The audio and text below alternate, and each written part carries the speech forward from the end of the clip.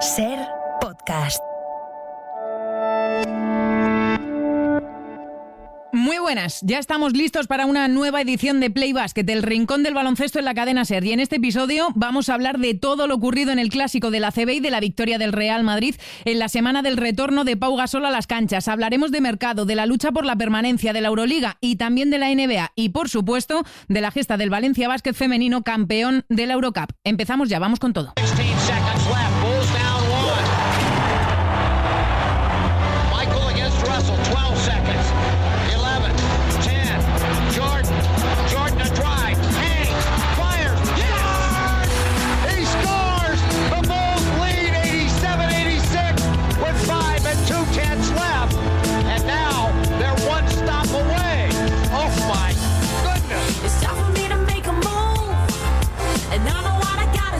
Play Basket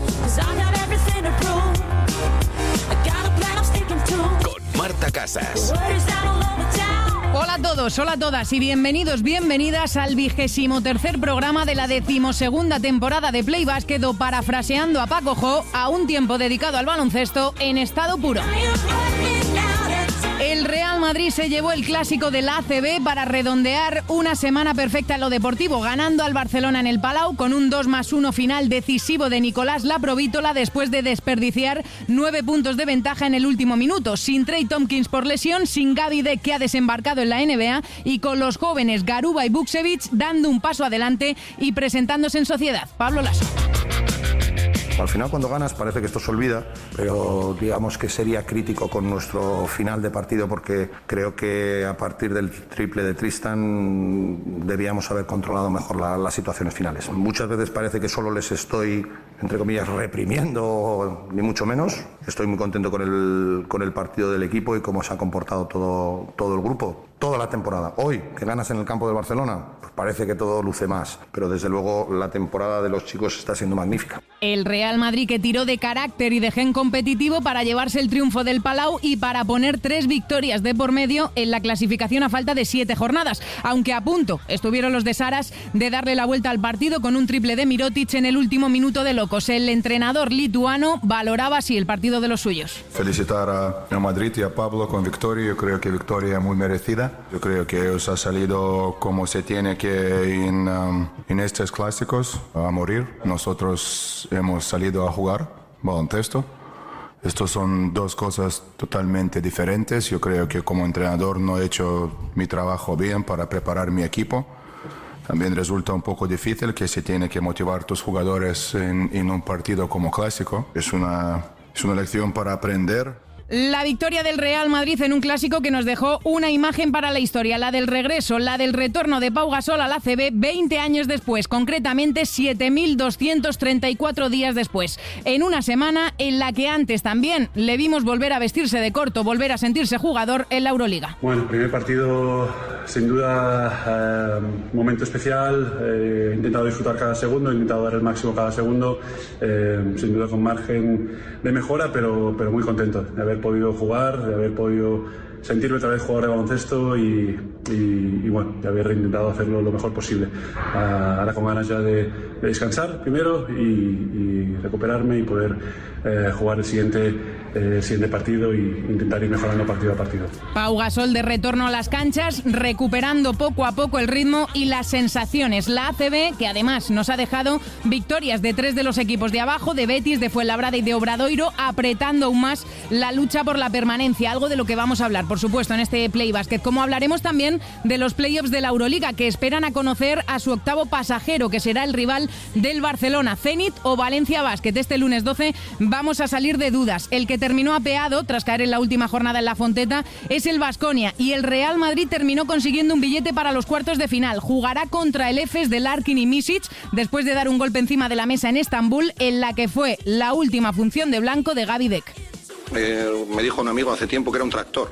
Bueno, pues sí, pues el tractor es capaz de hacer de todo, ¿no? Ha tenido momentos muy buenos jugando en el exterior, defendiendo a jugadores muy móviles, ha tenido que rotar al 4, ha tenido que rotar incluso defendiendo al 5. Hasta los 38 minutos se fue Gabí Deck en ese partido, ovacionado por sus compañeros que ya sabían de su salida cuando llegó al banquillo. Una salida inesperada por el momento, que se terminó de consumar después de ese partido en Estambul. Casi 4 millones hasta final de temporada para el argentino, que ha hecho las maletas para jugar en los Thunder de la NBA. Es una baja fundamental para el Real Madrid, la de uno de los jugadores que había sido de los mejores esta temporada y cuya renovación se había ido estancando desde hace ya muchos meses. Sin haber llegado a un acuerdo, siendo el segundo contrato más bajo de la plantilla y con la NBA de fondo, al final Gabí Deck ha terminado poniéndole el punto y final a su etapa de blanco. Pero el Real Madrid no ha tardado en moverse. Ha acelerado la llegada de Vincent Poirier, el ex de Baskonia, el ex de la NBA. Su primera intención del club era la de contar con él la próxima temporada, pero todo se ha acelerado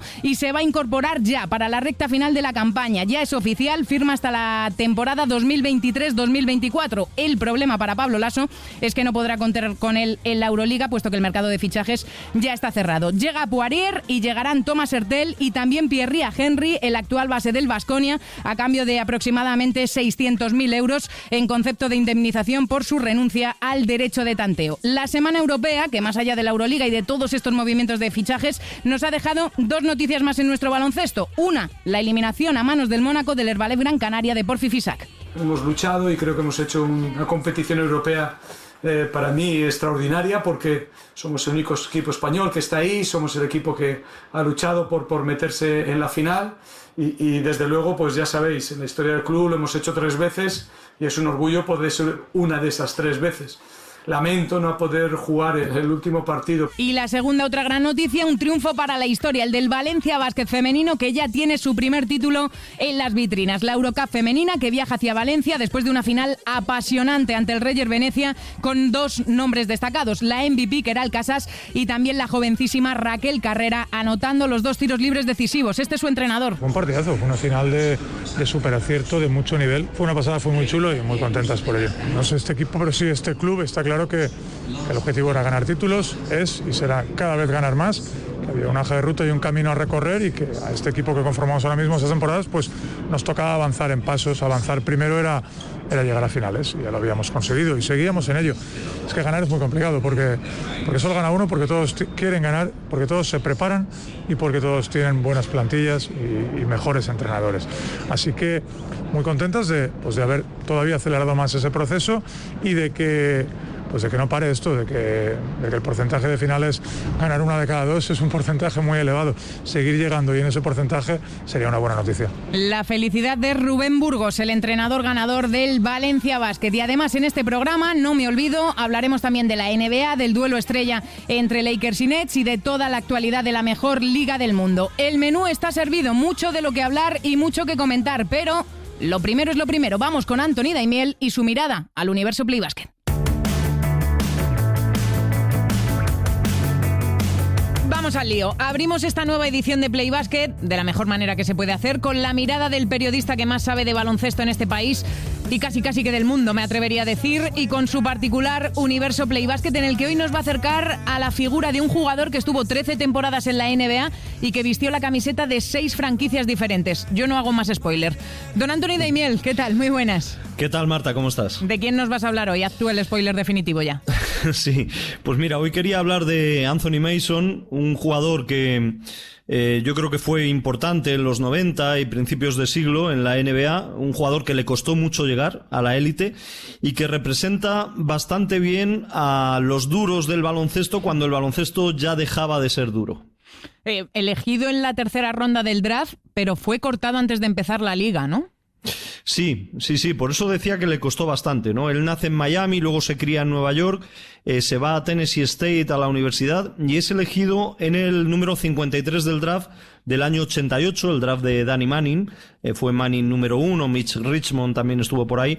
Entonces había más rondas del draft, no solo 2 como ahora, por lo tanto fue la 3ª elección de Portland en el draft. Portland eligió a Mark Bryan, un ala pivot, también en primer lugar, y luego a un pivot, Rolando Ferreira, brasileño, que fue el primer brasileño en llegar a la NBA y había estado en la Universidad de Houston y que luego estuvo con la selección pero no hizo una gran carrera. Y la tercera elección fue Mason, en ese número 53, muy bajo, porque no llegaba, pese a que sus números en una universidad pequeña como Tennessee State habían sido muy buenos, no llegaba con gran fama a ese draft. Y no llegó con tanta fama, de hecho se tuvo que buscar la vida, podríamos decir, en otros países antes de encontrar su hueco en la NBA. Exacto, se va a Turquía, a Efes, turco, cuando todavía no era tan potente económicamente ni en el ámbito europeo ese equipo. Luego fue por Venezuela a Marinos de Oriente, trató de probar con los Nets y los Nuggets en la NBA, no se quedó, no le hicieron contrato garantizado y ahí pasó a jugar en 2 ligas profesionales que ya estaban yendo a menos en esa época, la CBA y la USBL, ligas profesionales estadounidenses de baloncesto, y ahí jugó a un grandísimo nivel. Y yo creo que jugar muy bien en el equipo de USBL de Long Island le sirvió para que los Knicks lo vieran. Y claro, como era un duro del baloncesto, a Pat Riley le encantaba, con lo que estaba haciendo en los Knicks en ese momento, un jugador de esas características. Lo invitaron a la Liga de Verano del año 91, los Knicks lo vieron y se lo quedaron, y a partir de ahí comienza una carrera fantástica en la NBA de Anthony Mason. 13 temporadas llegó a estar, o sea que le costó llegar, pero encontró su lugar. Sí. En los Knicks fue muy importante, estuvo 5 años. Luego lo traspasan en un traspaso, yo creo, bastante polémico en su día, porque a la afición de los Knicks les encantaba el estilo de varios jugadores muy duros. Estaba Oakley también, John Starks, y bueno, pues se fue a Charlotte a cambio de que llegara Larry Johnson, que era un jugador de más calidad, también un ala pivot, a los Knicks. Y en Charlotte hizo también muy buenos años, ¿no? Del 96 al 2000, 4 años, coincidiendo con Divac, con Maxi Box, con Glenn Rice, Del Curry, el padre de Stephen Curry. Tuvieron buenos años allí en Charlotte, y luego Pat Riley lo vuelve a llamar para Miami, donde, bueno, pues está un año jugando a gran nivel, porque era cuando le descubrieron una patología importante de riñón a Alonso Mourning, no podía jugar a Alonso Mourning, y Mason jugó muchísimo, jugó muy bien, hasta tal punto que fue All-Star esa temporada. Eso te iba a decir, porque llegó a disputar un partido de las estrellas en 2001, creo, cuando jugaba precisamente en Miami. Sí, la verdad es que es una temporada rara, porque lo llaman por esta circunstancia, tenían problemas en posiciones de juego interior. Es importantísimo para Pat Riley, que era entrenador de Miami Heat, promedia 16 puntos, 10 rebotes, 3 asistencias, lo cual le sirve para ser All-Star. Y luego en los playoffs desapareció, prácticamente no jugó poco y jugó a bajo nivel, no sé, algo muy extraño, porque luego lo llamó Josh Karl para jugar en Milwaukee Bucks posteriormente, y ahí pues sí que jugó bastantes minutos en un equipo, bueno, con mucha presión, mucha exigencia, y que no salieron bien las cosas, pero él fue muy importante para Josh Karl en Milwaukee Bucks. En Milwaukee, en Charlotte, estuvo también en Miami, pero nos mencionabas antes, Anthony, su etapa en los Knicks. Se le recuerda principalmente por esa estancia en Nueva York, en los 90, cuando el equipo de la Gran Manzana alcanzó las finales, esas finales que terminaron perdiendo contra los Rockets.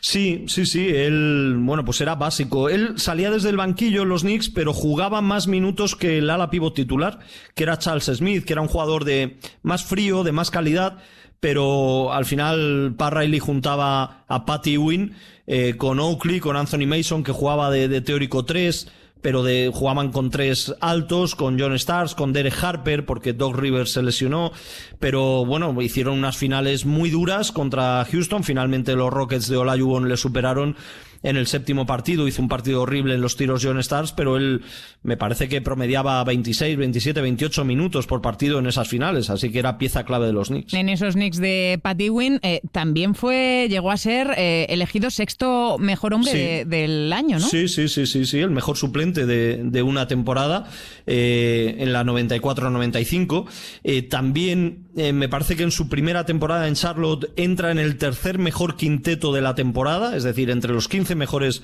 jugadores de la temporada en la NBA, lo cual, bueno, pues habla muy bien de su condición, porque no solo era un jugador muy fuerte, muy buen reboteador, buen defensor, tenía muy buena capacidad de pase, muy buena lectura de juego, no era un dechado de virtudes técnicas, pero podía anotar, y de hecho anotaba en muchos partidos bastante, yo creo que aprovechándose también de su condición de zurdo. Lo has mencionado varias veces ya durante estos minutos, Anthony, no destacaba por el talento, pero sí por esa intensidad, ¿no? Por la entrega, por un guerrero dentro del parqué.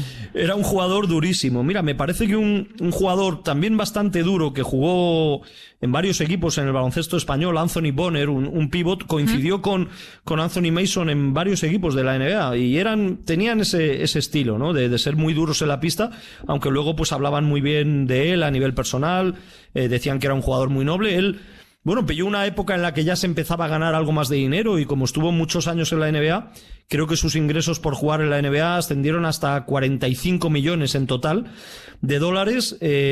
También hablando de su condición baloncestística, creo que sumó hasta 7 triples dobles en su carrera. Para aquella época es un dato fantástico. Ahora estamos así un poco acostumbrados a los triples dobles, ¿verdad? Y lo valoramos menos. Sí, pero un jugador de sus características que pudiera hacer triples dobles era algo muy, muy valorado en esa época. ¿Con qué jugador, esta es un clásico, Anthony, con qué jugador de la actualidad o del baloncesto de hoy en día lo podemos siquiera comparar un poquito? Pues tampoco es fácil porque van perdiéndose los jugadores así muy duros, muy fuertes, pero mira, en los Knicks este año ha sido All-Star Julius Randle, que también como es zurdo es un jugador que puede parecerse en algunas cuestiones a Mason.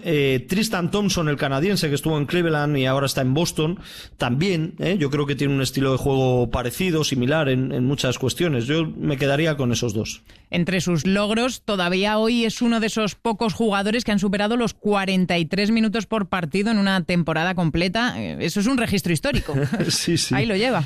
Sí, porque en los años 60 y 70 había muchos jugadores principales que jugaban casi todo el partido, ¿no? Pero luego eso fue cambiando con mayor exigencia física, se ampliaron las rotaciones. Y mira, digamos que en los últimos 25 años solo hay 2 jugadores que hayan pasado de 43 minutos de media por partido en una temporada. Y uno de ellos es Alan Iverson, que lo quería jugar todo, no quería descansar y lo consiguió en 2 temporadas con Filadelfia. Y luego en la 96-97 con Charlotte, efectivamente Mason promedió más de 43 minutos de media por partido. Casi nada, palabras mayores, una minutada cada día en el parquet. Un Anthony Mason, Anthony, que falleció hace 5 años. Sí, falleció, bueno, fue ingresado en un hospital de Nueva York con un fallo general cardíaco. Estuvo, creo que 3 semanas en el hospital, intervenido varias veces y finalmente no pudo superar ese problema. Y sí, falleció con 48 años. Sí, muy y joven, además, digamos que en esos años hubo varios fallecimientos de exjugadores de la NBA jóvenes por problemas cardíacos. Son Rooks con 46 años, Darryl Dawkins con 58, Moses Malone, que tampoco era tan mayor, con 60 años, Jack Halley, que estuvo en el baloncesto español y jugó en los Bulls de Jordan con 51 años, y esto llevó a la Asociación de Jugadores a crear un seguro y unos controles médicos a exjugadores, ¿no? Y a sufragar esos controles para irles controlando su salud, ¿no? Y yo creo que, mira, esas desgracias por lo menos han propiciado que exjugadores de la NBA estén más controlados sanitariamente hablando. A su hijo, no sé si le tenemos todavía o le tuvimos hasta hace muy poquito jugando en Valladolid, ¿no? Sí, ha estado, creo que está todavía. Me parece que el partido este fin de semana pasado lo ha jugado con el Clínica Sur Aspavia Real Valladolid de baloncesto y bueno, pues tiene ya 28 años. Él ha jugado en universidad en Estados Unidos, no fue drafteado, es un jugador mucho más pequeño, 1,85 m, es un base escolta que ha jugado en Chipre, Canadá, en China también y que este año está jugando en España el Leboro con Valladolid. Bueno, creo que ahora en la segunda fase 14 puntos por partido está metiendo, o sea que bien. Sí, no está nada mal.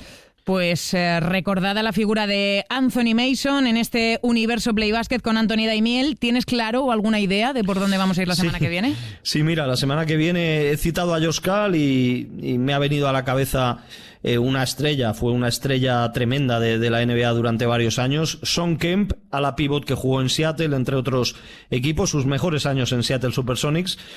Pues yo creo que podemos hablar la semana que viene en Play Basket de Shawn Kemp. Pues la semana que viene Shawn Kemp. Me voy a tomar una licencia, Anthony, que ya sabes que a mí me gusta de vez en cuando abusar de tu confianza. Se cumplen hoy 8 años del encuentro entre Los Ángeles Lakers y los Warriors, que terminó con Kobe Bryant lanzando los tiros libres y en el que se rompió el tendón de Aquiles. Sí, qué recuerdo. Estábamos haciendo en directo para televisión aquel partido y Y la verdad es que con esos jugadores de esa categoría uno nunca se espera que pueda llegar una lesión tan grave, ¿no? Y nos costó creernos en ese momento que podía ser una lesión tan grave, lanzó los tiros libres, luego dejó el partido y bueno, pues fue, digamos, el último problema de su carrera baloncestística, porque yo creo que él no acabó, pese a que luego su último partido después de la lesión fue fantástico, no acabó su carrera como él pensaba, como él merecía. Y la última, ¿qué sensaciones te dejó el Clásico?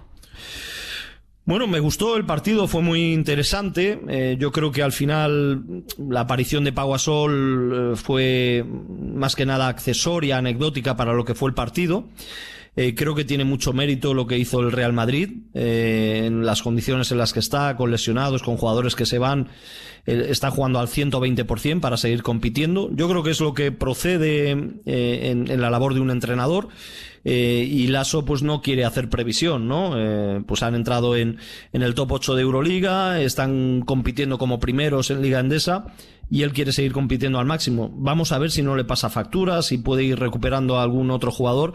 Pero bueno, el Barcelona yo creo que se vio sorprendido, estuvo a punto de ganar el partido al final porque tiene mucha calidad y muchos jugadores, pero muy meritorio lo del Madrid. Y me gustó, por supuesto, me gustó Garuba, me gustó Rudy y qué curioso, ¿no? La Provítola ahora que suenan Ertel y Henry para el Real Madrid la temporada que viene, lo cual dejaría seguro fuera a la Provítola, pues está haciendo, yo creo, en estas últimas semanas sus mejores partidos con el Madrid. Sí, viene de firmar un gran partido en Estambul y de ser ni más ni menos el héroe en esa última jugada que terminó por darle la victoria al Real Madrid en el Palau en la jornada de la Liga Endesa CB. Ya no abuso más de ti, Anthony, como siempre, ha sido un placer y un disfrute este ratito de radio a tu lado. Un beso muy grande. Un gusto para mí también, un beso, gracias. Dejamos a Anthony Daimiel hasta el lunes que viene, en el que nos va a acercar a la figura de Som Kemp. Ahora vamos con la tertulia de la ACB y con todo lo que ha pasado en la última semana y en la última jornada, que no es precisamente poco.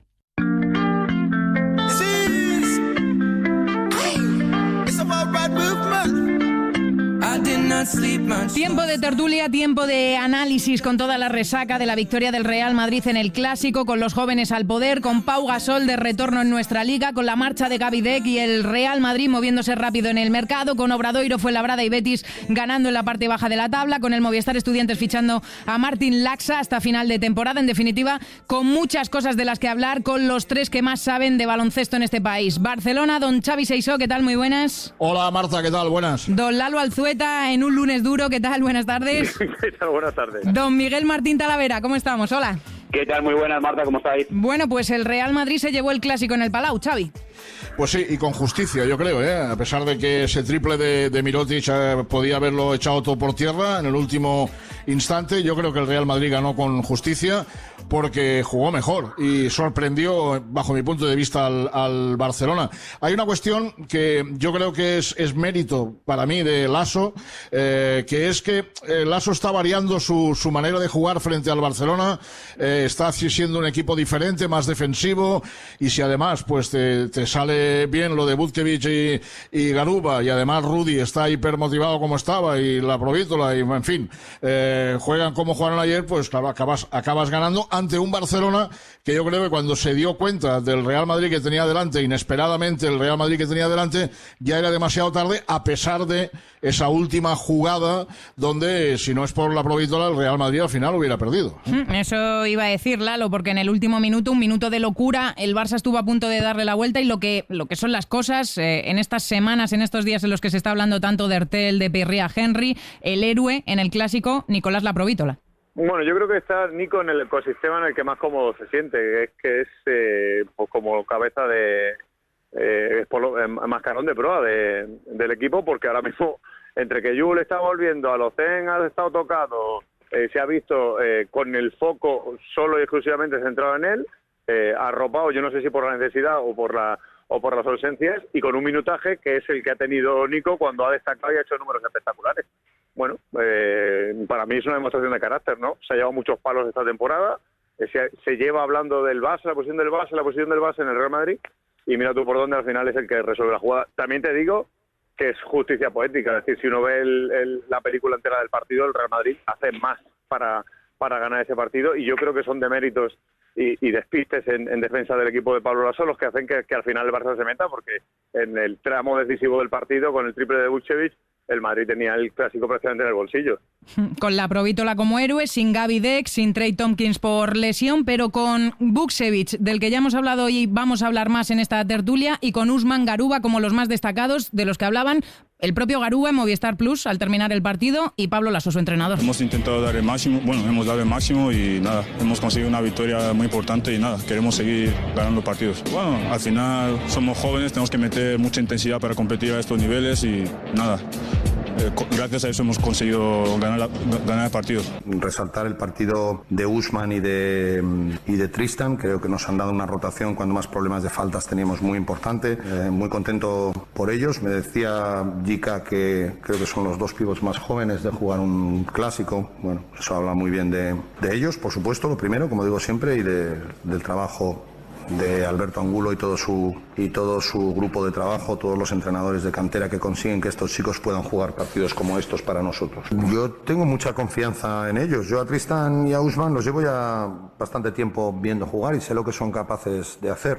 Yo el último triple de Tristan, que probablemente ha sido muy importante, yo en el momento en que ha empezado a armar el tiro estaba convencido de que le iba a meter, porque le veo todos los días trabajar. Yo sé lo que nos puede dar Tristan, todavía le queda muchísimo camino baloncestístico por delante, pero creo que es un chico que crece muy rápido, un chico inteligente, que lee bien el juego, que tiene buena mano, y en el caso de Usman creo que ya lleva tiempo demostrando que pese a su edad es un jugador que compite todos los días y que desde luego es muy querido en el equipo. Garuba y Vukcevic, Tala, los nombres propios del clásico, ¿eh? Sí, es verdad, a Garuba, pues en las fases finales de la Copa del Rey, cuando en las minicopas y tal igual, empecé a verle en la selección de Madrid y la verdad que se ve que jugador, es una fuerza de la naturaleza. Es verdad que se ha quedado más bajito y la previsión un día hablando en una minicopa con Alberto Angulo y con la gente del Real Madrid, ellos pensaban que iba a ser un alero alto, lo que pasa es que yo creo que al final, pues yo creo que va a terminar siendo 4, no va a quedar más remedio, aunque con buena mano y pueda tener tiro y demás, pero es que es una fuerza de naturaleza para estar abajo pegándose. Y Vukcevic, pues se ve que tiene la clase por arrobas. Yo creo que ayer tú puedes estar más acertado o menos acertado, pero yo creo que es la toma de decisiones, ¿no? Y se ve que son jugadores muy importantes. Yo creo que todos tenemos claro que igual es un poco pronto, porque al final la juventud te hace que no seas regular, te hace grandes partidos, pero con otros que seguramente no serán tan buenos.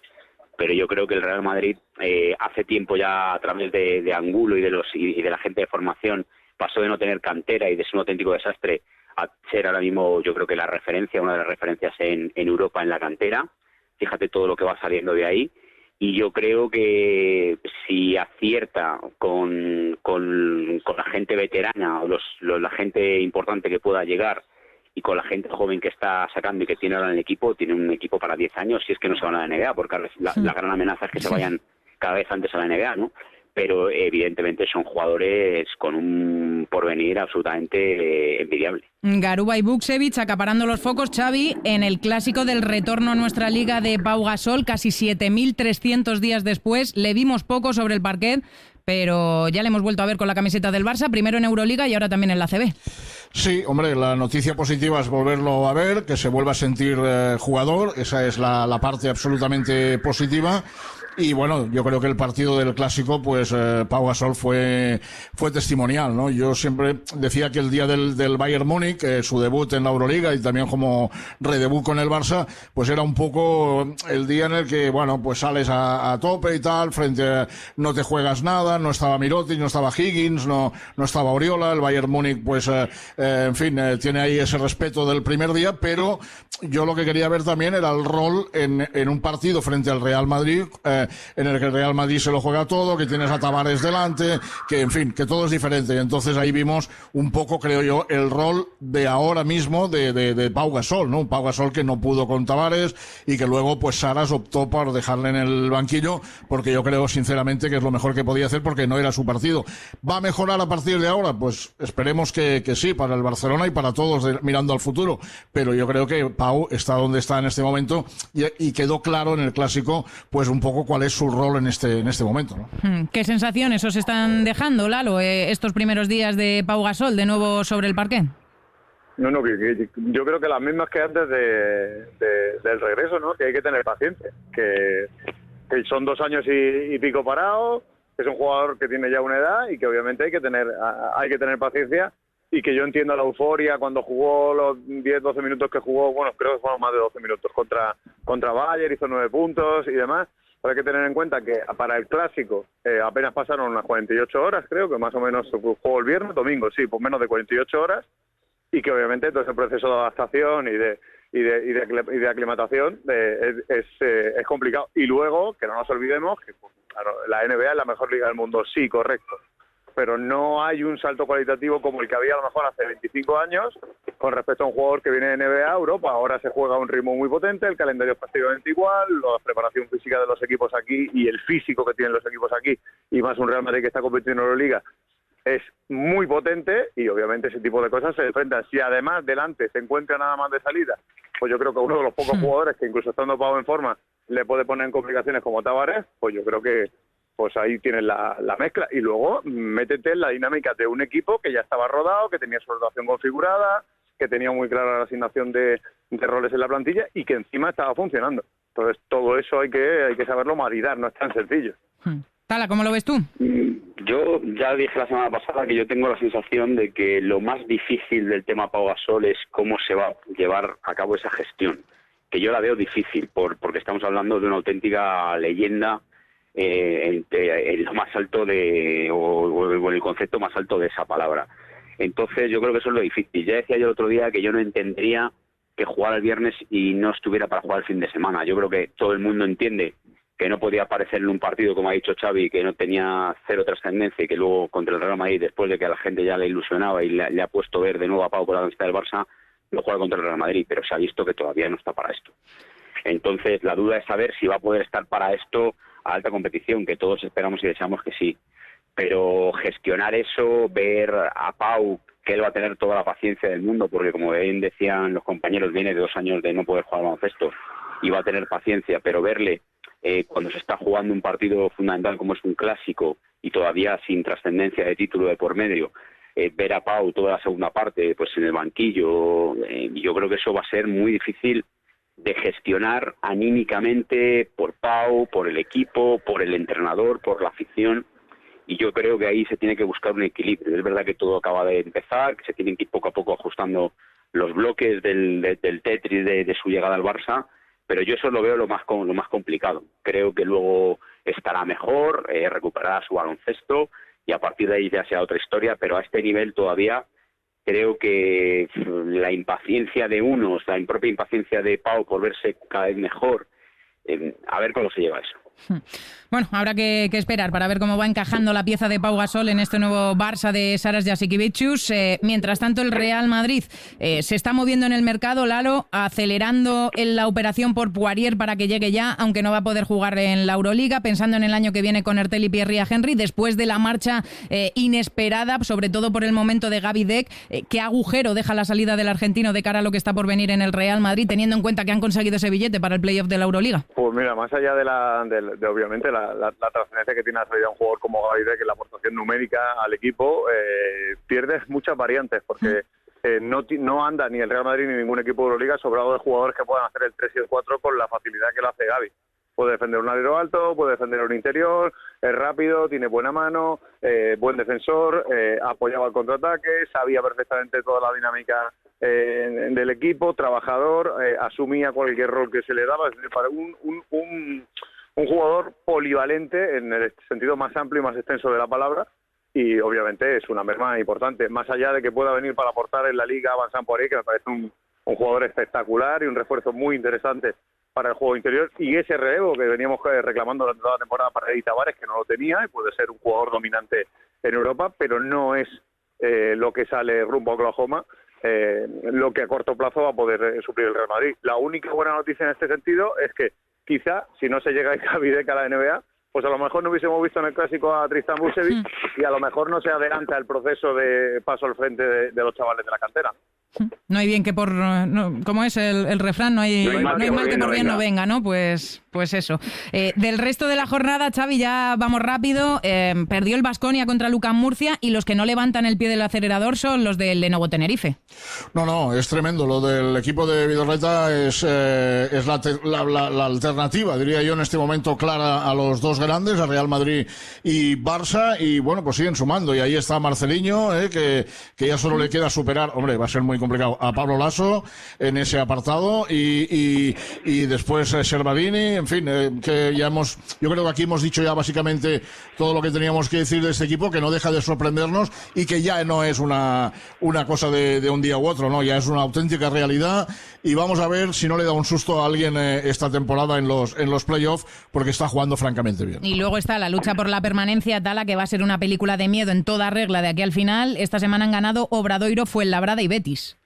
Sí, y a Betis, fíjate qué chula se le ve, Fuenlabrada también, y yo al que veo con preocupación es a Lestu. Es verdad que se había lesionado Edwin Jackson, que no va a volver, has hablado tú del nuevo refuerzo que va a llegar, pero es verdad que incluso con alguna derrota, desde la llegada de Jota veía que el equipo competía, pero ya llevo viéndole 2 partidos. Es verdad que juegas contra Tenerife, que es cierto todo lo que ha dicho Xavi del proyecto de Lenovo, que está que se sale, pero claro, no te pueden meter de 20 y pico y dar la sensación de que no compites y que al primer contratiempo bajar los brazos. Yo creo que se puede meter en un lío porque hay, como digo, hay abajo equipos que se lo toman en serio. Es verdad que el GBC pues lo va a tener muy difícil y que Bilbao también lo tiene complicado, pero Bilbao es un equipo que te lo puede pelear y ahí va a estar, como tú dices, va a haber batalla. Todavía va a quedar partidos para que la gente se ponga nerviosa y otros se puedan enganchar otra vez a la liga. Mira Marta, 2 cosas. Una, estamos en una liga que a lo mejor a algunos se le ha pasado más larga de lo habitual, porque hay un equipo más. Sí. Entonces que piensa y diga, en la 34 se acabó, no, en la 34 no hay chimpún en la 36, punto 1. Y punto 2, lo que yo creo que también, al hilo de lo que decía Talavera, quiere ver no solamente el aficionado de Iberostar Tenerife, o digo de Movistar Estudiantes, sino de un equipo que se está jugando la vida, porque, repito, todos estos que hemos nombrado, Obradoiro, se están jugando la vida. Es ver en la cancha precisamente eso, a un equipo que da igual que queden 6 jornadas, 7, se está jugando la vida. Ejemplo, Urba Fuenlabrada.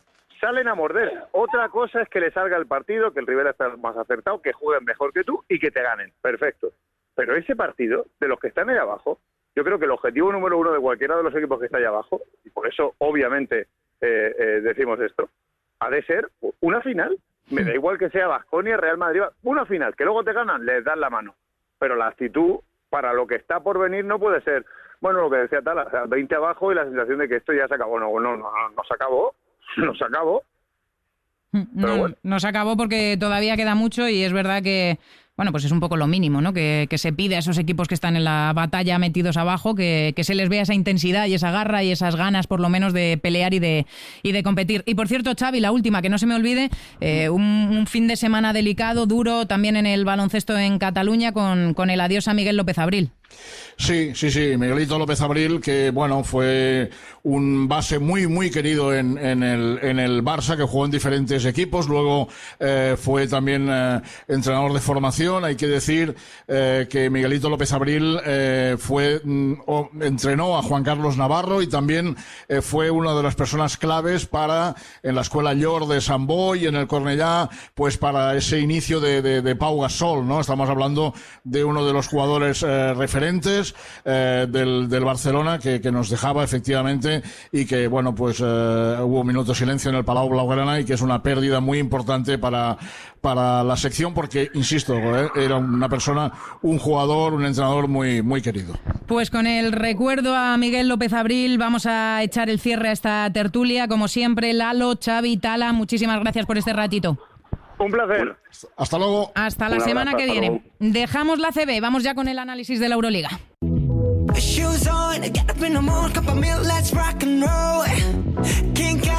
Seguimos en este Play Basket y lo hacemos ahora con la mirada a Europa, con los playoffs de la Euroliga configurados a la espera del desenlace final que protagoniza como actor principal el Zenit de Xavi Pascual, con 7 de las 8 plazas ya adjudicadas y los emparejamientos claros, y de momento, con 2 equipos españoles entre los 8 mejores de Europa. Compañero del diario AS, Ricardo González, muy buenas. Hola, ¿qué hay? Muy buenas. Compañero del diario El País, Faustino Sáez, hola. Muy buenas.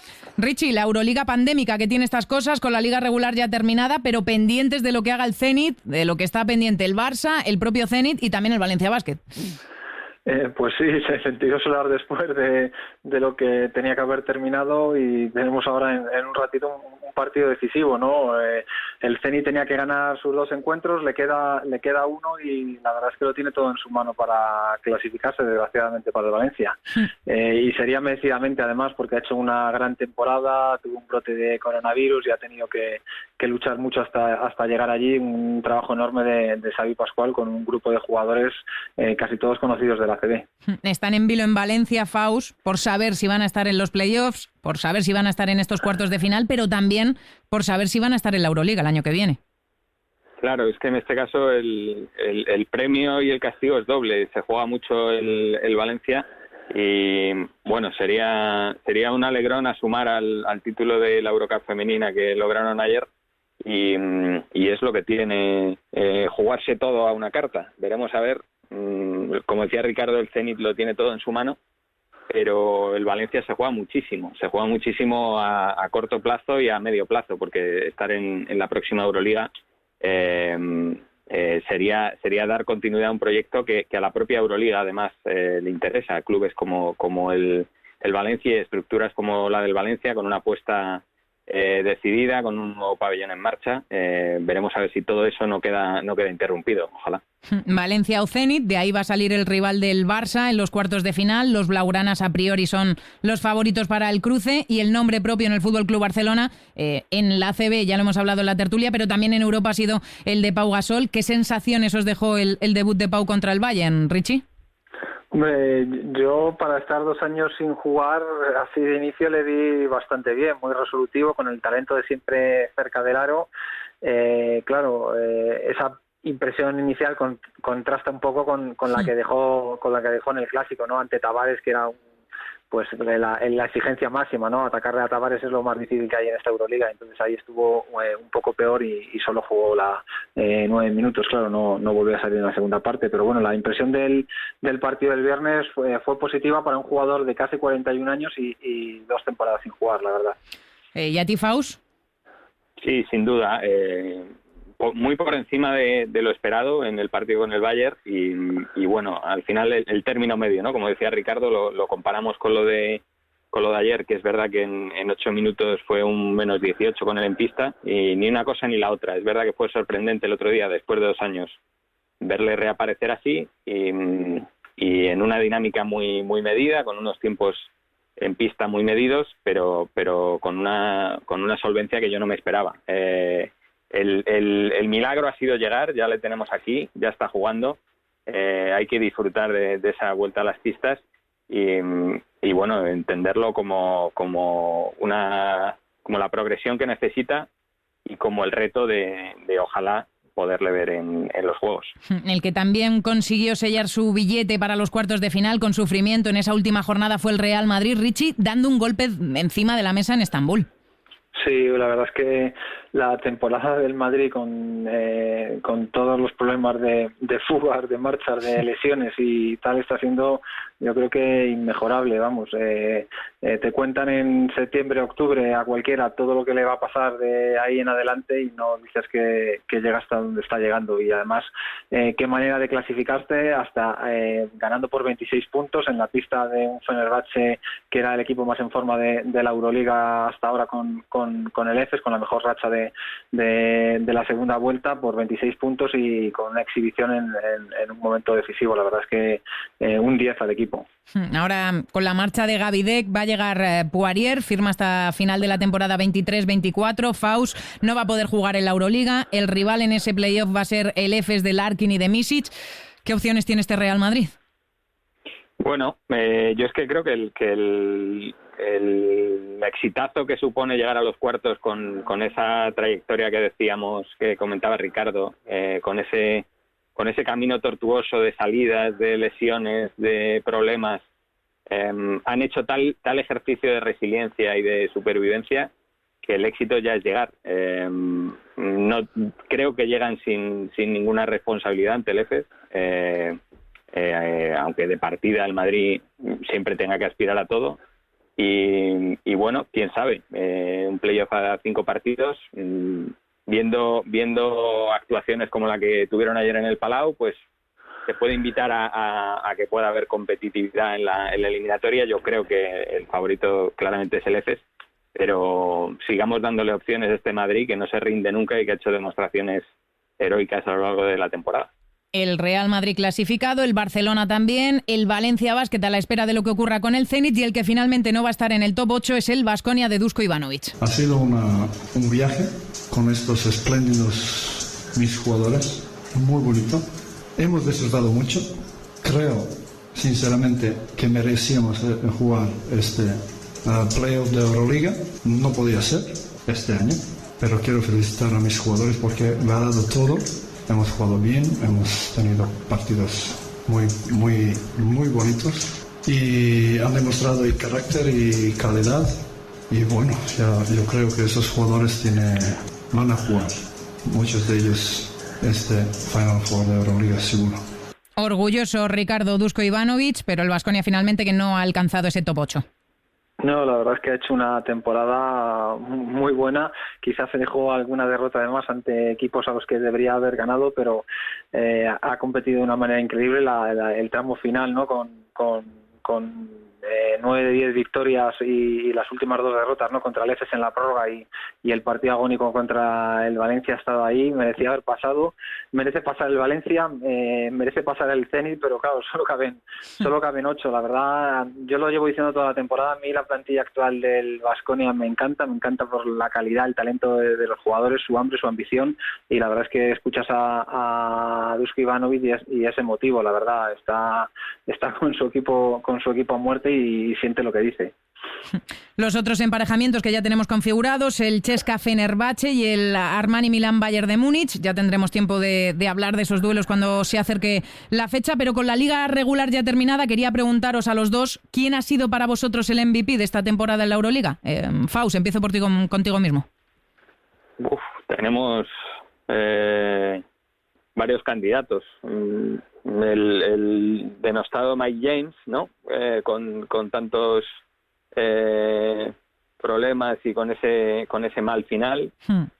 Mirotic con grandes números. De Colo, uno de los líderes que firmó esa resurrección del Fenerbahce cuando parecía que no iba a ser capaz de levantar la herencia de Obradovic, y un grandísimo Tavares que ha sostenido al Madrid resiliente que decíamos y que ha tapado todos los problemas habidos y por haber y ha permitido llegar al Madrid al top 8. Yo me quedaría con esa terna de nombres. Pero no te mojas por uno, ¿no? Pues mojémonos por Tavares, ¿no? Por el mérito que tiene haber sostenido al Madrid. Ricardo, ¿tú cómo lo ves? Y ya terminamos. Pues mira, yo pondría a Tavares en el número 2 y en el número 1 pondría a Mirotic por sus actuaciones individuales, por su encaje en el equipo, no siendo igual de decisivo que la temporada pasada, pero acumulando a lo mejor menos protagonismo, jugando más en equipo, y por la trayectoria indudable del Barcelona, que ha sido en la Euroliga más igualada de siempre, el único que ha llegado en el tramo final con el primer puesto decidido. Y una muy rápida para cada uno, antes de terminar. Richie, sigo contigo. No ha podido ser para el Granca, ampeado en semis de la Eurocup contra el Mónaco. Pues no ha podido ser, lo han competido los dos últimos partidos, ha perdido 0, pero los 2 partidos han sido bastante reñidos, tuvo muchas opciones de igualar a 1, pero se ha visto fuera. La verdad es que el Gran Canaria estaba haciendo una temporada de menos a más, pero se ha quedado sin premio. Y lo que comentábamos antes del Valencia, la clasificación del Mónaco para la final de la Eurocup, pues no lo sé si el Mónaco va a cumplir con todos los requisitos económicos, de cancha y demás. Lo digo por si por ahí se puede abrir una posible vía para el Valencia como una invitación. No lo sé, lo desconozco, sí puede ser, pero habrá que esperar. Y la última para ti, Faust, también hablando del Valencia, pero en este caso el femenino, vamos a comentarlo también, ese título de campeonas de la Eurocup en una noche para el recuerdo, para el club. Impresionante esa última jugada, esa pizarra que sale con un segundo de tiempo y esa falta a Raquel Carrera debajo del aro, y impresionante ver a una jugadora de 19 años ir a la línea de tiros libres con la frialdad del que va a desactivar un explosivo, meter 2 tiros libres con una mecánica perfecta, impecable, sin tocar aro, y con una madurez impropia de una jugadora de esa edad. Fue el colofón a un gran partido de Queralt Casas, que es la que le da el pase en esa jugada, es la MVP de la final, y el primer título de un Valencia que está marcando la resurrección del baloncesto femenino de España, y que homenajeó en el título también a Miki Vukovic, y que, bueno, pues lo que decíamos un poco antes, ¿no? A ver si a este primer trofeo femenino se le une la alegría de que el masculino entre en la próxima Euroliga y esté en este top 8. Qué auténtico lujo, como cada semana. Faustino Sáez, Ricardo González, muchísimas gracias por poner una semana más vuestros conocimientos al servicio de Play Basket. Un placer. Muchas gracias, Marta. Un abrazo. Un abrazo. Dejamos la Euroliga y volvemos a la ACB. Antes hablábamos de lo caliente que está la lucha por la salvación. Pues vamos a hablar con uno de los entrenadores que está metido de lleno en esa batalla.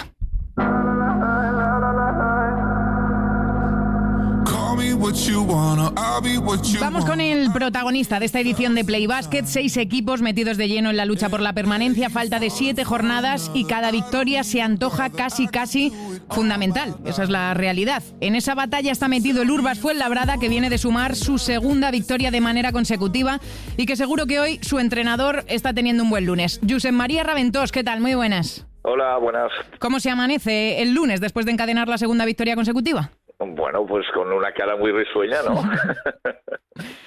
Además, después de un buen partido contra el Hereda San Pablo Burgos, reñido, como no podía ser de otra manera, pero una victoria fundamental.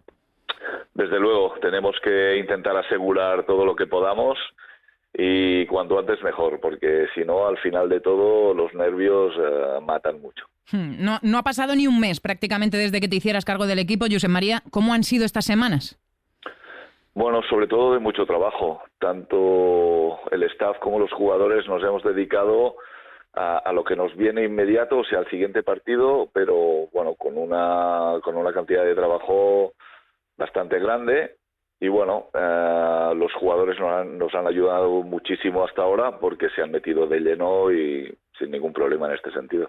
¿Cómo es un lunes sin entrenamiento para un entrenador de un equipo que está metido en esta batalla? Cuéntanoslo.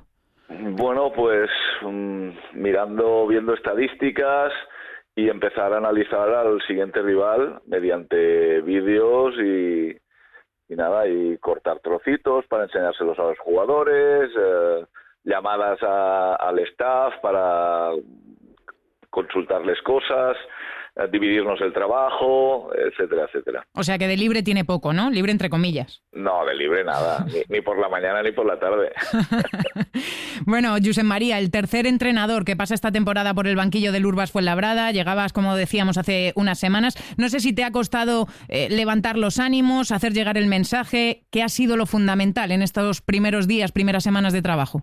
Bueno, lo fundamental ha sido hablar primero con el staff, después con los jugadores, plantearles la situación como un reto nuevo, intentar limpiarles un poco la cabeza en este sentido y, bueno, hacerles ver que esto lo sacamos todos juntos, o si no es imposible. Entonces, bueno, yo creo que de momento la idea ha cundido y esperemos que dure hasta el final. Solo viendo el partido de este fin de semana que comentábamos contra el Hereda San Pablo Burgos, la intensidad de los jugadores, el cómo se peleaba cada balón, lo que transmite el equipo es que sí que creen que se puede revertir la situación. Sí, seguro. Yo creo que ellos están convencidos. Lo que pasa que, bueno, una cosa es estar convencidos y luego pues hacer ciertas cosas que se necesitan para ello, ¿no? O sea, tirarse por el suelo, ir a por todos los balones, poner energía, rebotear, correr, todas estas cosas. Echando el ojo a lo que viene, Josep María, 7 jornadas quedan y por delante hay partidos contra rivales absolutamente directos, Estudiantes, Bilbao, Betis. El calendario no da una tregua, pero lo que se viene es fundamental en ese deseo y en ese objetivo de conseguir la permanencia. Desde luego, esto es una guerra y lo que sí vamos nosotros es batalla. No podemos mirar más allá del partido que tenemos, porque para nosotros cada partido es fundamental. Pero cuesta no pensar más allá. Al final es inevitable, ¿no? Somos humanos, el echar cuentas, sacar la calculadora, pensar si gano este partido, a lo mejor, si con 11 victorias me puedo quedar en la ACB. ¿Cuesta mantenerse centrado solo en lo que viene? Mira, si te digo la verdad, a mí no me cuesta, y tengo prohibido a todo el mundo que piense más allá del partido siguiente. Con lo cual, la verdad es que solo nos centramos en lo que tenemos delante.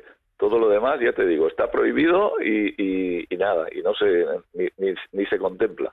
Mira que estamos acostumbrados, Josep María, a que la lucha por la permanencia siempre esté reñida, pero lo de esta temporada está siendo incluso más igualada que otros años. Se antoja una lucha encarnizada casi hasta la última jornada. Sí, desde luego. Bueno, yo creo que el nivel de los equipos es muy alto. Luego está el factor del público, que yo creo que influye mucho a algunos equipos como el nuestro, porque nosotros sin el público pues yo qué sé, es como tener un jugador menos casi, y bueno, todas estas cosas influyen. Te he escuchado alguna vez en estas semanas decir que el equipo lo que tenía que hacer era disfrutar jugando al baloncesto, y que a partir de ahí podían llegar las victorias. ¿Se puede disfrutar en una situación tan tensa como es la de luchar por la salvación? Sí, yo creo que sí. Planteando los partidos, lo bonito que puede ser el partido, yo creo que se puede disfrutar. O sea, lo que no tienes que tener nunca es miedo a lo que te viene, porque entonces estás perdido. Entonces lo mejor es enfocar de cara a que, bueno, estamos haciendo un deporte que nos gusta, un deporte que es muy bonito, y bueno, y intentar pues sacarle fruto a todo esto, y no a los nervios, tienes que ganar, porque eso es quitarte muchos puntos del marcador. Precisamente por ahí va a tirar ahora. ¿Hay presión, hay miedo en el club ante la posibilidad de que la temporada no termine saliendo bien con todo lo que está pasando este año? No creo que haya miedo en el club, la verdad. Mira, de vestuario para adentro seguro que no, y de vestuario para afuera yo me atrevería a decirte que tampoco, porque nuestro club es como una familia y estamos todos muy unidos, y no creo que haya ese miedo. Eso en cuanto al equipo. En cuanto a lo deportivo, háblanos de ti, Josep María. ¿Cómo se lleva eso de pasar de un rol de entrenador ayudante a uno de entrenador principal, jugándose lo que el equipo se está jugando, además? Bueno, ya cuando eres entrenador ayudante del club, pues bueno, tienes que estar dispuesto a lo que el club te pida, ¿no? Y cuando te piden esto, pues estás encantadísimo, muy, muy, muy ilusionado, intentando transmitir mi ilusión a todo el mundo.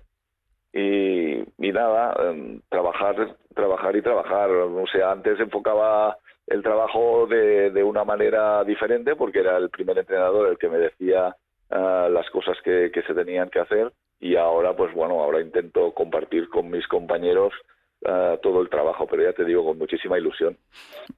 Ilusión, pero el reto es importante. No sé si también da un poquito de vértigo. No es la primera vez tampoco que te ves en esta situación, porque desde 2015 estás en el club, ya te había tocado tomar las riendas del equipo en algún otro momento, pero también puede dar un poquito de vértigo, ¿no? El verse ante el precipicio y viéndose como casi la solución in extremis.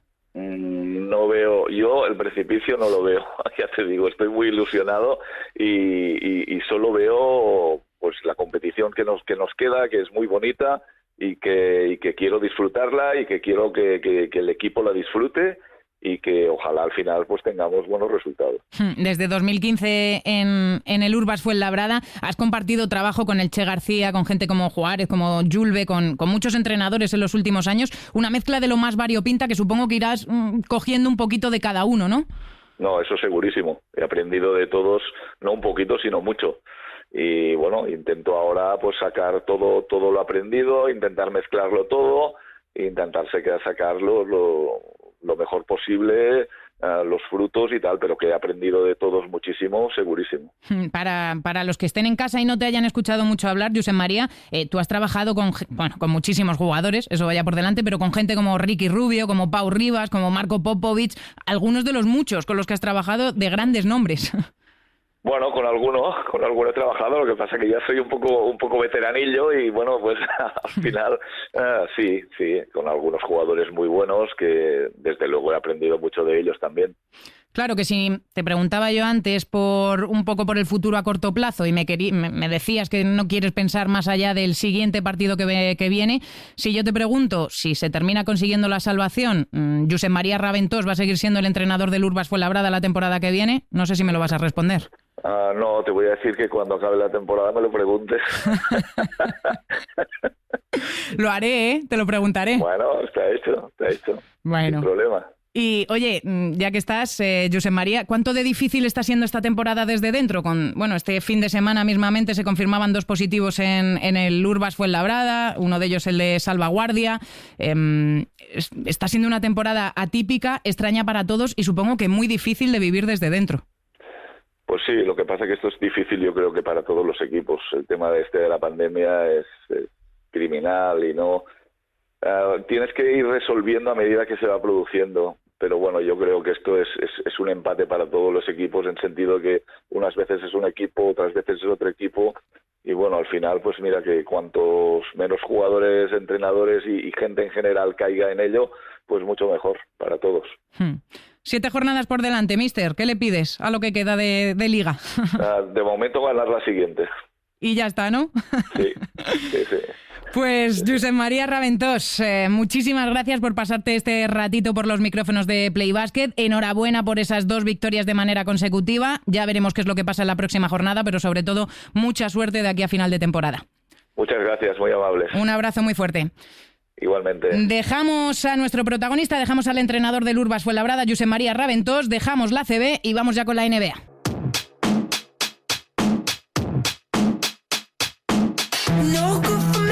Dejamos la CB, dejamos las competiciones europeas y abrimos ahora nuestro tiempo para la NBA y para recordar, como hacemos cada semana, que tenemos una Liga Fantasy NBA con más de 7.000 equipos y tiempo también para los 10 nombres que hemos elegido esta semana para que sumen 5 puntos más por diversos motivos. Aquí van los 10, los voy a decir del tirón.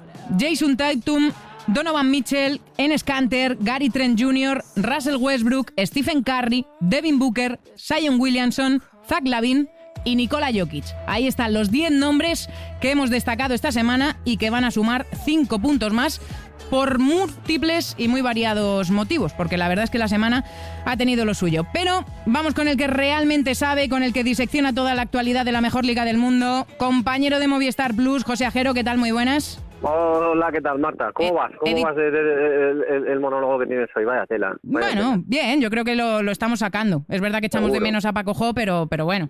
Bueno, ahora que no nos oye yo no le echo de menos. Si estás tú no le echo de menos. Qué cosas más bonitas me dices, José.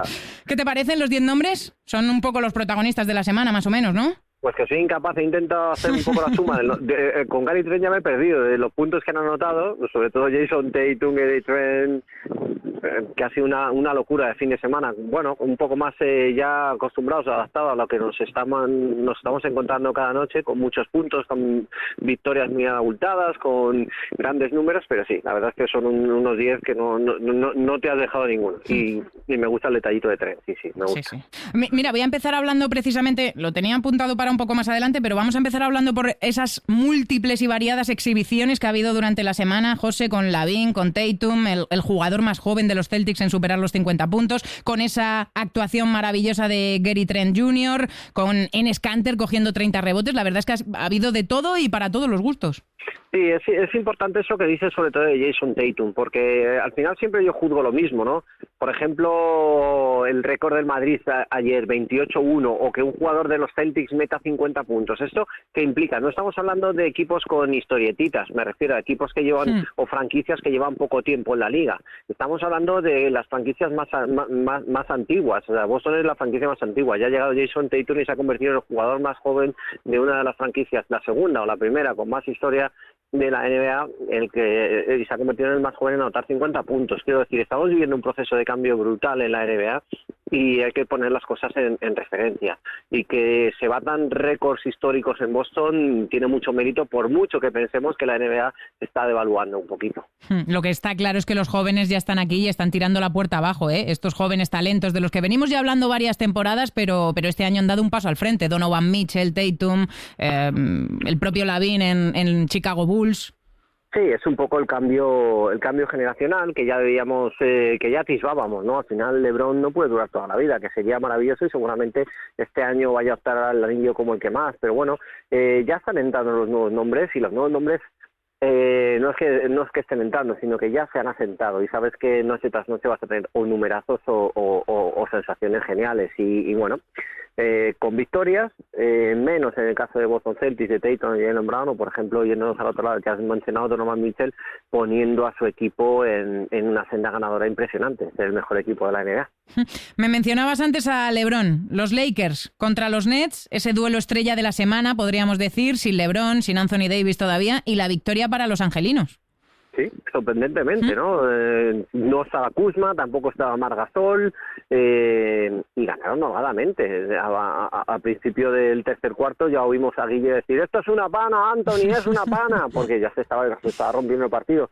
Y estaba Kevin Durant, y estaba Kyrie Irving, los que no estaban el que no estaba principalmente era Harden, ¿no? Pero bueno, buena reacción en una temporada que es completamente imprevisible, porque si tú me dices que sin 4 titulares, o por lo menos 2 titularísimos, o 2 de los mejores jugadores de la liga, y otros 2 que pueden entrar desde el banquillo como gran alternativa a ser titulares, y los Lakers se llevan este partido por delante, pues es un poco extraño, pero bueno, ya te digo, nombres hay, sensaciones extrañas hay en los dos equipos porque se acumulan demasiados partidos y bajas que no son bajas que son completamente constantes, cuando no está uno está el otro y es lo que pasó, vamos, principalmente.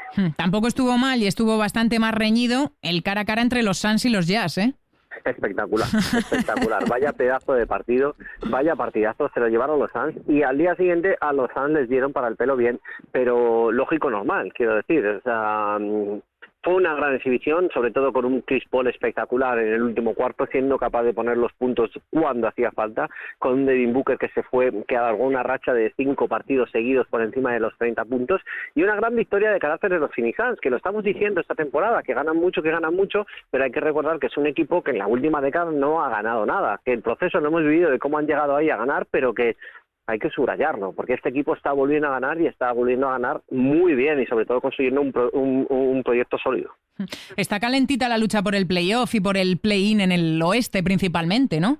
En el oeste están las cosas realmente mal y fíjate que ya hay muchos que han puesto incluso la lupa en Lakers, señalando pues bueno, esas urgencias sobre la vuelta de LeBron y de Anthony Davis, porque no vaya a ser que el récord se vaya a ir demasiado para abajo y tengan problemas con los que vienen apretando por detrás. Dallas que parecía que había cogido una buena racha con una gran victoria ante Milwaukee, no estaba en teto y anoche pierden contra San Antonio.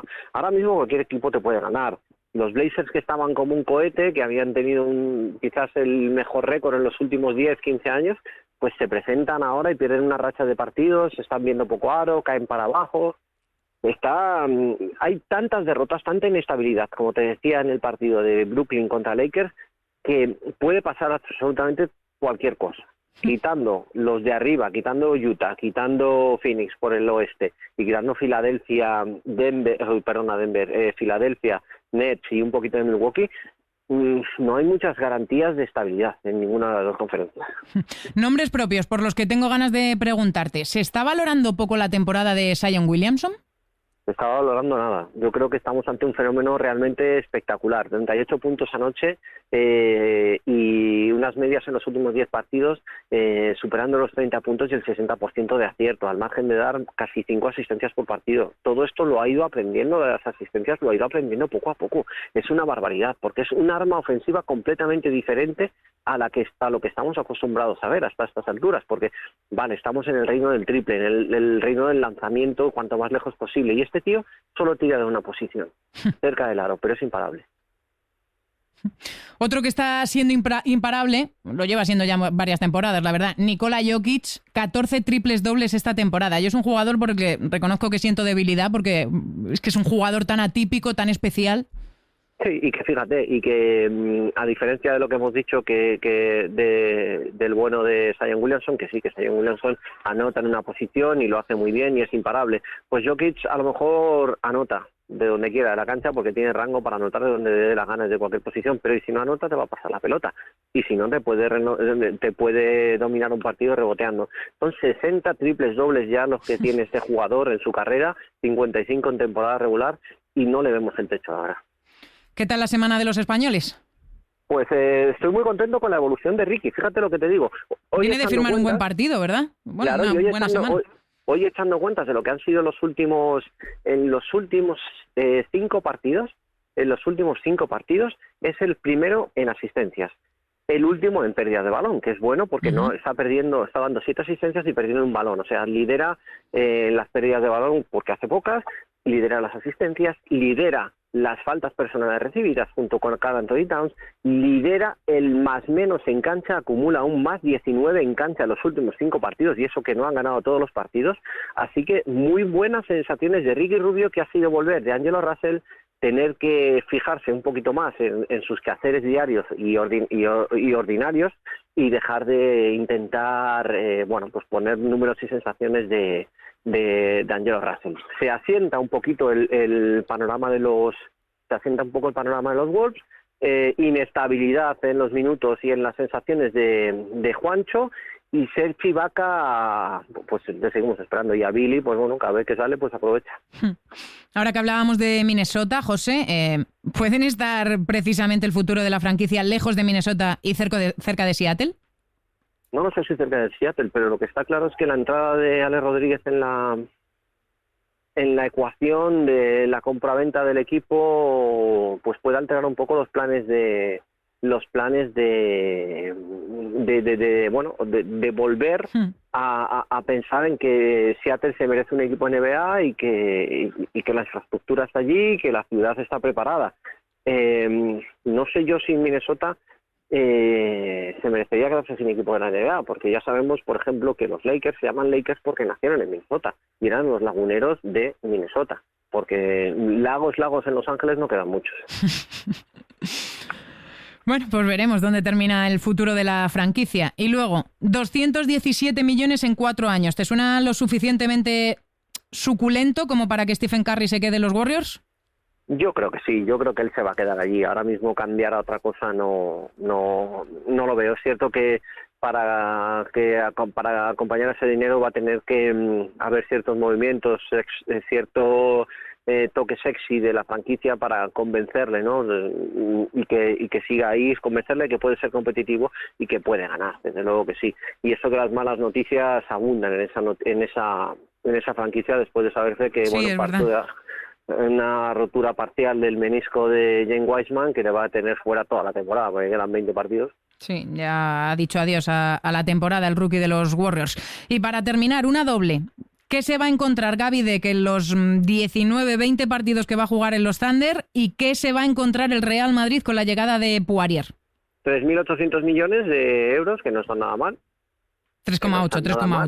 De 3,8, sí, 3,8 de dólares, y además son dólares, te estoy engañando. 3,8 de... ¿Qué 3.800 millones de euros? Sí, ojo, me he ido yo.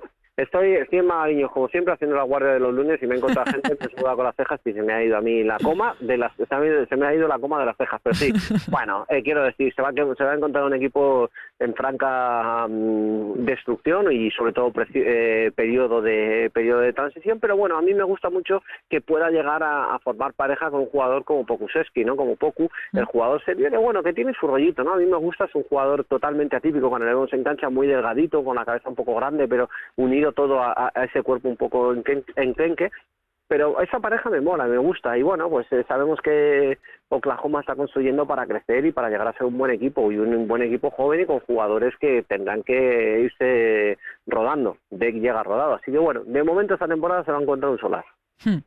Y con Poirier, ojitos, el Madrid hemos visto que tiene mucho corazón, y si algo tiene Poirier, yo creo que es más corazón que incluso juego. No es un jugador de mucho talento, pero es un jugador con mucha garra, con unos brazos muy largos, y que realmente puede ayudar mucho, y encima le va a llegar en un momento en el que vemos a Alex Tyus, que también está jugando mejor. Poirier va a hacer buenos minutos en el Real Madrid, va a acompañar o suplir a Tavares y va a dar un cambio completamente radical a la idea que tenemos del Real Madrid, que siempre ha sido un equipo con lazo dedicado y dirigido por los bases, a convertir ya definitivamente a un equipo con un peso interior descomunal. Pues estaremos pendientes de lo que pueda aportar Gabby Deck, el último argentino en desembarcar en la NBA, y también de lo que pueda aportar Poirier, el ex de los Celtics, el ex de los Sixers, que desembarca en el Real Madrid. Dejamos aquí la NBA. José Ajero, como siempre, gracias por acompañarnos y gracias por ilustrarnos con tu infinita sabiduría.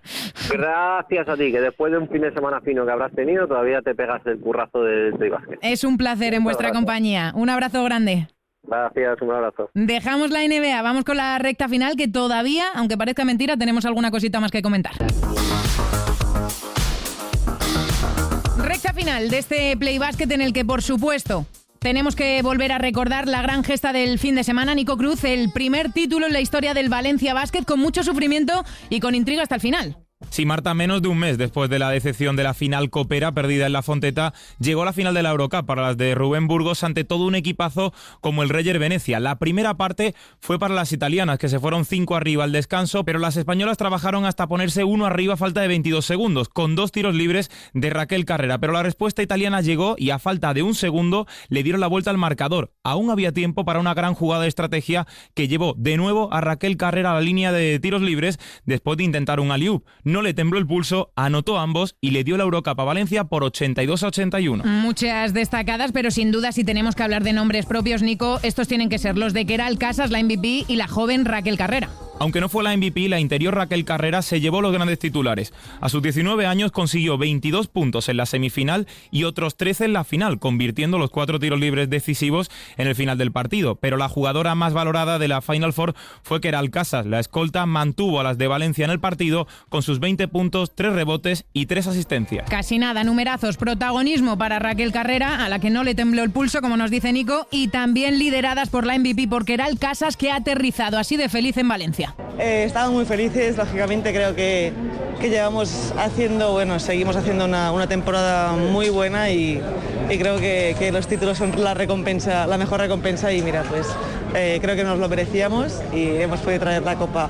Costó mucho, el final lo veíamos ya un poco crudo, pero bueno, creímos y pues tenemos la copa aquí en Valencia. Cuéntanos ese momento, el momento faltando 1-2 y ese pase buscando a Raquel. Yo ya estaba pensando en que cuando entrara al vestuario pediría disculpas a mis compañeras porque fui yo la que me comí la por detrás. Pero la verdad es que dijimos que daba 1,2 segundos, creo, y dijimos, quien toque el balón, confianza plena en ella misma, que todas confiamos, las que estábamos las 5 en el campo, lo dijimos. Y bueno, pintamos la jugada que salió perfecta. Me tocó sacar a mí, yo pensaba que pondrían la pivot más alta debajo del aro y decía, es que no la voy a poder pasar ahí. Pero cuando vi que también era una buena opción taparme el pase a mí, me eché para atrás y dije, y Raquel también creyó y bueno, pues luego la sangre fría de la niña de 19 años que cualquiera le temblaría el brazo y ella tan tranquila metió los 2 tiros libres y bueno, pues eso. La medalla no sé si pesa, pero tú te has llevado ración doble.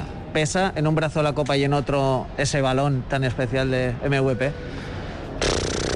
Es que habiendo ganado la Eurocup y como lo hemos ganado, esto es muy, muy secundario. Aparte, sigo creyendo que eso lo merecía Raquel Carrera, pero eso es secundario. Al final, con lo que te quedas y con lo que recuerdas años y años es el logro, ¿no? La medalla. ¿Y ahora por la Liga? Pues sí, ojalá esto nos dé un empujón, una energía extra para poder, para creer en nosotras mismas que somos muy, muy buenas cuando nos ponemos y pues que nos dé para ganar la Liga. La MVP del primer título europeo del Valencia Basket, con Chimo Masmano a su llegada al aeropuerto. El primer título europeo de un equipo, además de la Liga Femenina Endesa, Nico, desde la Euroliga del Ros Casares en 2012. Aquel 4 de abril de 2012 fue un día histórico, no solo por ser el último título continental para las españolas, sino porque fue la primera vez que 2 equipos españoles se enfrentaban en la final de la Euroliga Femenina. Ros Casares se impuso a Rivas Ecópolis por 65-52, en un partido que contó con grandes estrellas estrellas nacionales e internacionales como Maya Moore, Lauren Jackson, Sancho Lite, la Maya Valdemoro, Laia Palau, Ana Cruz o Laura Nichols, entre otras. En solo 7 años, Valencia Basket, que se formó desde las cenizas de aquel Ros Casares, ha confirmado su espectacular apuesta por el equipo femenino con el tercer título continental de todo el siglo XXI para los equipos españoles. Gracias, Nico. La gran gesta del fin de semana, sin duda, el primer título de la historia del Valencia Basket femenino, que ya tiene en sus vitrinas esa ansiada y deseada Eurocup en una temporada de ensueño. Pero ojo, porque puede no ser la única alegría europea que nos llevemos en estos días, porque el Perfumerías Avenida afronta también una semana clave con la Final Four de la Euroliga a la vuelta de la esquina. Rubén Domingos, hola. ¿Qué tal, Marta? Muy buenas. Sí, después de eliminar al Spars Girona, las de Salamanca se metieron en la tercera Final Four de la Euroliga de su historia y buscarán repetir, ¿por qué no?, lo que ocurrió hace 10 años. Entonces consiguieron el título en Ekaterimburgo y ahora Estambul será la sede de esta Final Four. Las de Roberto Íñiguez disputarán su semifinal este viernes a las 8 de la tarde frente al Sopron de Hungría en una Final Four, Marta, con mucho acento español, porque la segunda semifinal enfrentará al Ekaterimburgo de Miguel Méndez y Alba Torrens y al Fenerbahce de Víctor Lapeña y Laura Nichols. El baloncesto español, como siempre, llegando lejos en Europa. Y por cierto, Rubén, ya conocemos a los dos nuevos equipos que la próxima temporada van a jugar en la élite. Sí, el Baxi Ferrol y el Laboratorios Insadiel Leganés estarán la temporada que viene en la Liga Femenina Endesa. Las gallegas derrotaron a los ES Construcción Ardoy por 81-72 y vuelven tras 2 años en Liga Femenina 2, después de una temporada perfecta, Marta, porque han ganado sus 29 partidos, casi nada, y en el caso del Leganés es el premio a la insistencia porque se había quedado a las puertas en las últimas 4 temporadas, pero con la victoria de ayer frente al Barça por 69-78 asciende por primera vez a la máxima categoría del baloncesto femenino español. Gracias, Rubén. Pues con el baloncesto femenino echamos el cierre a este Play Basket. Gracias a Alfredo Moreno en la parte técnica. Espero que hayáis disfrutado de este ratito de radio y de baloncesto y que no hayáis echado mucho de menos a Paco Jo. Ya estará por aquí la semana que viene. Y sobre todo, muchísimas gracias a vosotros y a vosotras por estar al otro lado escuchando. Volvemos dentro de 7 días. Ha sido un placer. Adiós.